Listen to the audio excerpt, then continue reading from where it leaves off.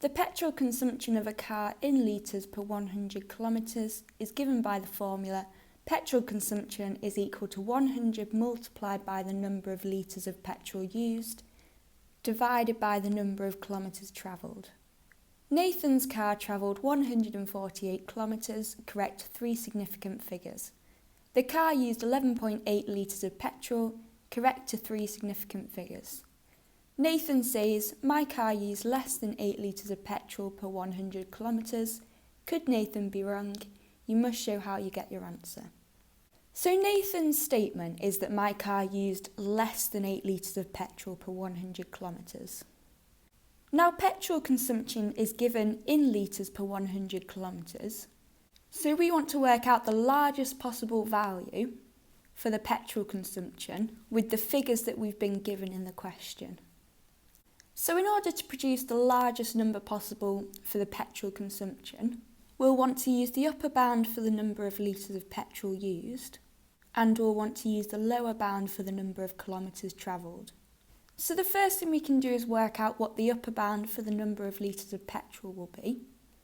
So the car used 11.8 litres of petrol, so we want to work out the largest possible value of litres, which would still round down to 11.8. And the largest value for this would be 11.849 reoccurring. However, we can round this up to 11.85.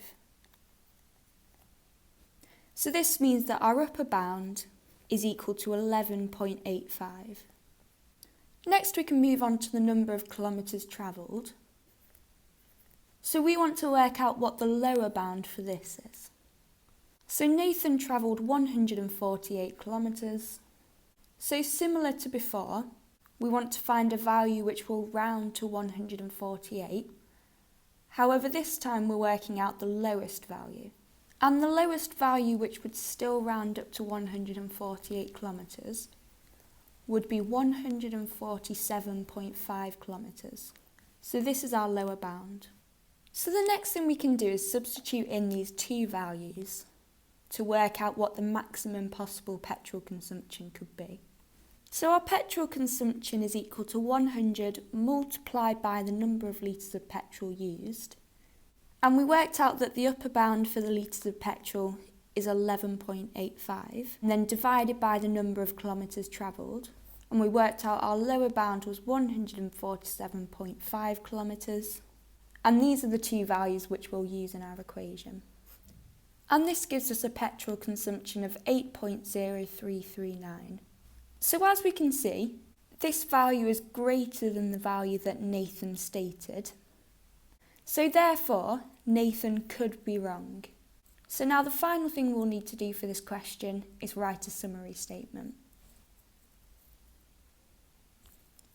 So we can write something along the lines of, yes, Nathan could be wrong because the maximum petrol consumption is 8.0339.